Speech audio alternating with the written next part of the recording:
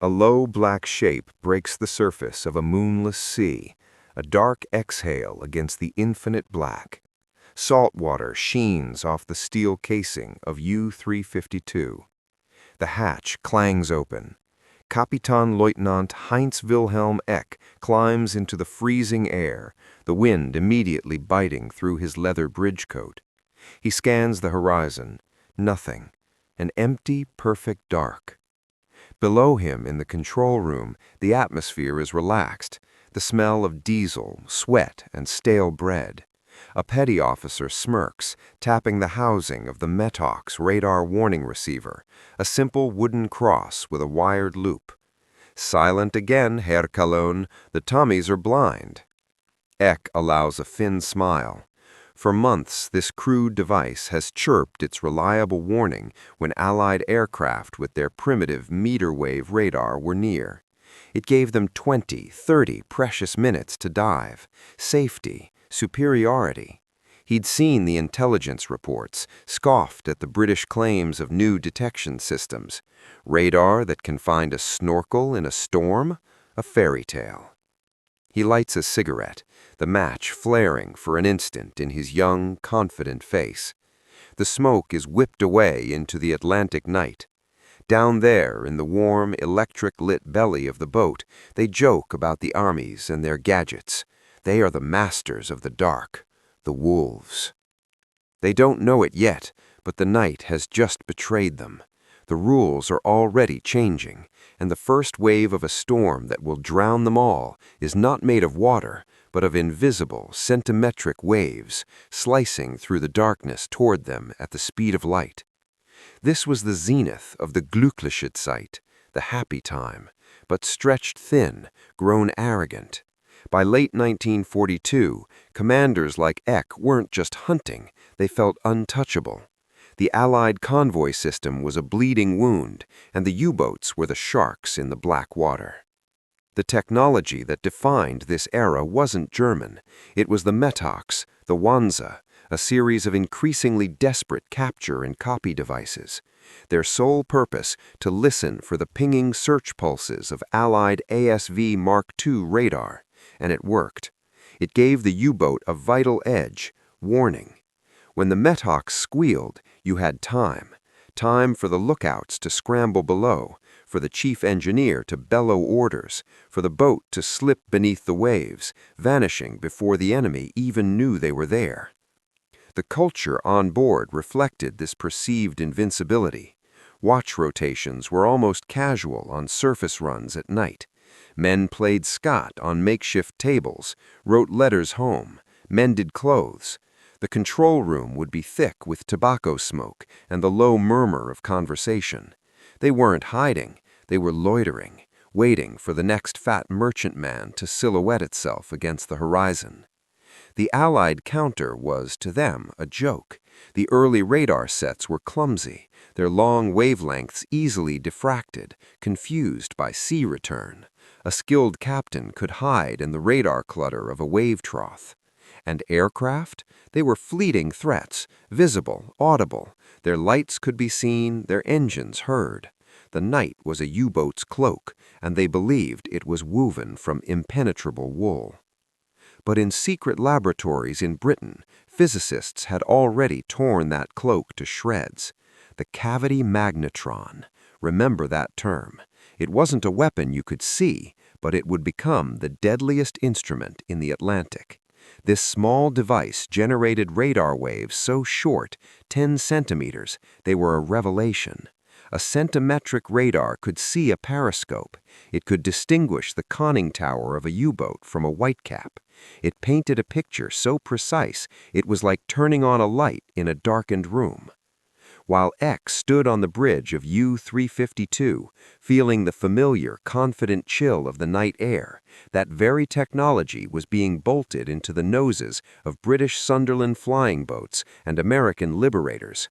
A new weapon, the Lee Light, a 24-inch searchlight mounted in the belly of an aircraft, was being paired with it. The tactic was simple, brutal, and awaited its first bloody test. use the invisible eye to find the U-boat, coast in silently in the dead of night, and then floodlight the target like a stage actor frozen in the spotlight.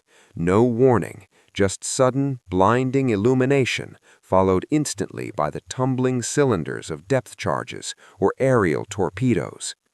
The Atlantic in late 1942 was a chessboard. The Kriegsmarine believed they were still several moves ahead. They didn't realize the Allies had quietly switched the game, and now they were about to make their first move. It didn't happen all at once. The end of an era rarely does. It began with whispers, disturbing, fragmented reports filtering back to BDU, U-boat command, in the winter of 1942-43. Captains speaking of attacks that defied logic. A boat on the surface, charging its batteries under a starless sky. No METOX warning, no sound of engines, no running lights on the horizon. Just the sudden apocalyptic roar of aircraft engines at point-blank range and the world turning to white, searing noon, a lee light. Then the sea erupting around them in pillars of foam and fire.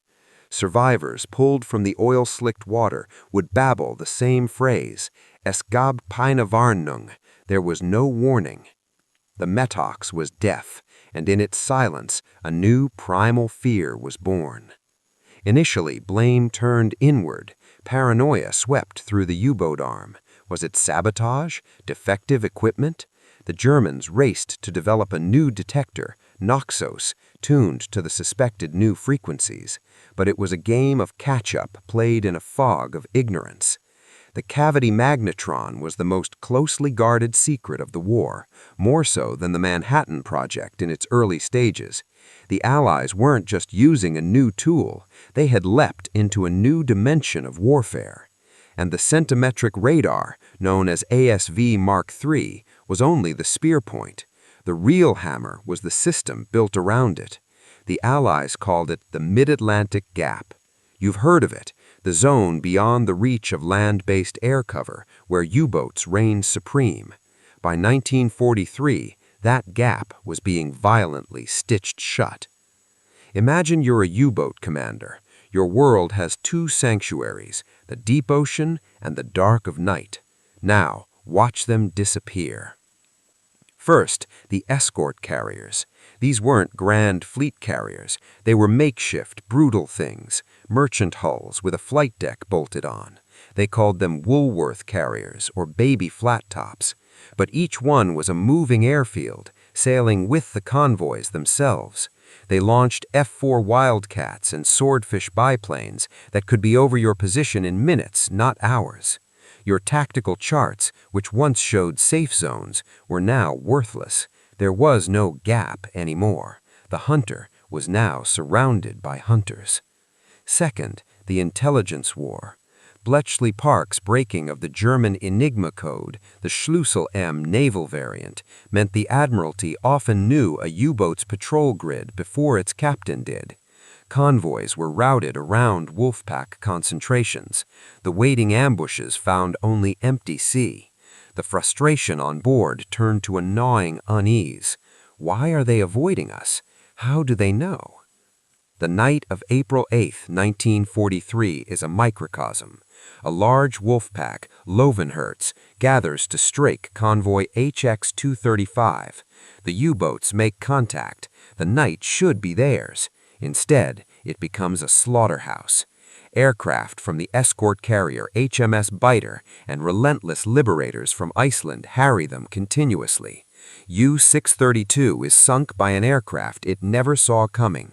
U-563 is depth-charged by a liberator and finished off by surface escorts. The attack is shattered. On the bridges of the surviving U-boats, a chilling realization takes hold. It's no longer about finding a convoy, it's about survival. The dark ocean has become a brightly lit room, and they are standing in the middle of it, utterly exposed. The laughter has died in their throats, replaced by a new command, hissed into the control room. Alarm tauchen, crash dive. But now a new question haunted them as they plunged into the depths. Had the light already seen them? And if it had, how long did they have before the depth charges followed them down? May 1943. The Allies called it Black May. For the U-boat men, it was a raw, mathematical truth that punched through propaganda and pride. 43 submarines failed to return. The loss rate soared past 30%. A crew's chance of survival dipped below that of a World War I infantry officer in the trenches. The Atlantic was no longer a battlefield, it was a killing floor. Step inside the mind of a veteran commander now. The confidence is gone, replaced by a frantic, sleepless calculus. Every decision is a gamble with terrible odds. Surfacing to recharge batteries is no longer routine maintenance. It's a Russian roulette session that can last 8, 10 desperate hours. You surface at dusk, hoping for a few hours of cloak. The Noxus detector, if you have one, is a nervous totem, its silence more terrifying than its scream. Every shadow in the waves could be a periscope. Every star on the horizon could be the masthead light of a destroyer creeping up on you with its centimetric radar silent. You smell the cold air, not with relief, but with the hyper-alertness of prey. Your lookouts aren't bored young men. They are raw nerve endings, spinning in their harnesses, knowing they are the only thing between the boat and instant oblivion. They see phantoms. They jump at the splash of a porpoise. And then there is the sound. Oh, the sound. In the deep, you are blind. Your world is auditory. The hydrophone operator, once a technician, is now the most important man on the boat. He presses the headphones to his skull until his ears ache. He listens to the symphony of the sea, the groan of whales, the crack of distant ice, the rush of water, trying to filter out one specific, deadly rhythm, the propeller beats of a warship. Ping, ping, ping. That's not a sound you hear through the hull, it's a sound you feel. The active sonar pulse from a corvette or frigate hitting your steel hull like a hammer tap on a coffin lid. Ping. Closer this time. Then the rapid, high-pitched pings of the ship's Aztec getting a firm lock. That's the moment. That's when the temperature in the boat seems to drop another 10 degrees. The crew freezes in mid-action, eyes locked on the curved ceiling, as if they could see the warship above them. The chief engineer barks orders in a controlled scream, diving deeper, throwing the boat into violent, evasive turns. The depth gauge needle trembles as it passes 150 meters, 170, approaching crush depth. And then the charges. They don't sound like explosions on the surface. Down here, they are colossal, concussive cracks. The boat is wrenched sideways, lights flicker and die, plunging you into emergency red gloom. Pipes split, spraying freezing water. A valve blows with a deafening hiss. Men are thrown against sharp steel. The air fills with the smell of brine, ozone from shorted electronics, and fear. You wait, ears ringing for the next pattern. Closer. One depth charge can miss. A full pattern, meticulously laid over the sonar contact, rarely does. This is the new reality. The tonnage war is over. The strategy has collapsed. Admiral Dernitz's order to fight it out on the surface, to be a gun platform against aircraft, has proven suicidal. The proud U-boat, the terror of the seas, is now a fragile steel egg hiding in the mud at 200 meters, hoping the hunters above grow bored and leave. For men like Heinz Wilhelm Eck, the war has fundamentally changed.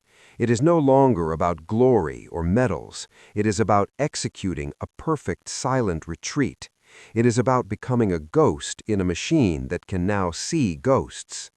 The question hangs in the fetid air, unspoken but understood by every man from the Kapitanleutnant to the youngest cabin boy. How many more patrols can we survive? And as they creep home to occupied France, limping into the concrete sarcophagus of a Breton bunker, they see the empty pens, the boat that never returned, the faces that are gone. The laughter is a memory from another world. In its place is a grim, exhausted silence, and the knowledge that the tide has turned, irrevocably, and it is dragging them all out to a deep, dark grave. The bunkers of Brest, La Rochelle, Saint-Nazaire, these colossal, bomb-proof U-boat pens were designed as fortresses, sanctuaries from which the wolves could lick their wounds and return to the hunt. By the summer of 1943, they had become something else, tombs for a dying strategy and waiting rooms for a condemned fleet. The returning boats told the same story, not in words but in their condition. Not the battle damage of a fair fight, gashes from shell fire or collision, but the intimate scars of a desperate escape. Hull plates buckled from depth-charge concussions at 250 meters. Snorkel masts, the new desperate attempt to stay hidden while charging batteries, bent and torn.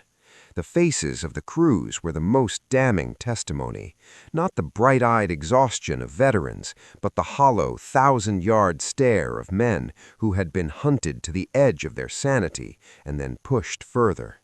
They shuffled down the gangplanks, their movements slow, their reactions dulled by sustained terror. The Ritterkreuz holders, the outlying dashing aces, now looked like old men. At BDU headquarters, the cold statistics painted an untenable picture. The Glückliche Zeit was a fairy tale for new recruits. The reality was a brutal equation. For every 10,000 tons of Allied shipping sunk, the Kriegsmarine was now losing a U-boat. They were trading a 750-ton vessel with a crew of 50 trained men for a replaceable freighter. It was economic and human ruin. And the Allies did not let up. The technological hammer fell again and again. The Fido, the airborne homing torpedo. Imagine the horror. You have survived the depth charging. You are hiding silent and deep, and you hear the splash of a canister, not from a ship, but from an aircraft. Then a new sound, a high-pitched whirring propeller. This torpedo doesn't run straight. It listens. It snakes through the water, hunting for the sound of your own engines or the echo of your hull. It is a thinking weapon, and it will chase you until its battery dies, or you do. Then the huff-duff, the high-frequency direction finding. Your radio transmissions, once a lifeline to coordinate wolf packs, are now a death sentence. A network of Allied stations could triangulate your position from a mere 30-second burst of Morse code. You send a contact report, and within minutes the plot is on the table of a hunter-killer group commander, and the course is laid in. You have, in effect, called down your own destruction. For the men at sea, this meant total isolation. Radio silence became absolute. The wolf pack, their famed tactic of the pack, was broken. You were alone, truly alone in an ocean that had eyes, ears, and a long, unforgiving memory. And what of Kapitänleutnant Heinz Wilhelm Eck, who stood on that bridge so confidently in 1942? His war did not end with a centimetric radar or a Lee light. It ended in the aftermath, in the moral abyss this desperate war created. In 1945, facing a crippled Greek merchantman, the Peleus, Eck made a fateful decision. Fearing detection, he ordered the survivors in the lifeboats machine-gunned. He was following a brutal, unwritten logic of the new Atlantic War. Leave no trace, no wreckage, no witnesses that could signal an aircraft. He was trying, in a monstrous way, to reclaim the invisibility his boat had lost. It did not save him. He was captured, tried, and in 1946 executed by firing squad. Eck became one of the few German naval officers convicted as a war criminal. His story is the final grim footnote to this technological turning point. The tools that broke the U-boats didn't just destroy machines, they eroded the very framework of engagement, pushing men to the precipice of, and sometimes over, the edge of humanity. The U-boat arm fought on, of course, until the very end in 1945. They sailed, but they were no longer predators, they were fugitives. The great gray Atlantic, once their kingdom, had been illuminated, charted, and weaponized against them. The night that had been their ally was now a glaring trap. The deep that had been their refuge echoed of the sounds of their hunters. The turning point was not a single battle, but a revelation. There was no sanctuary left, not on the surface, not in the dark, and for thousands of men, not in the deep.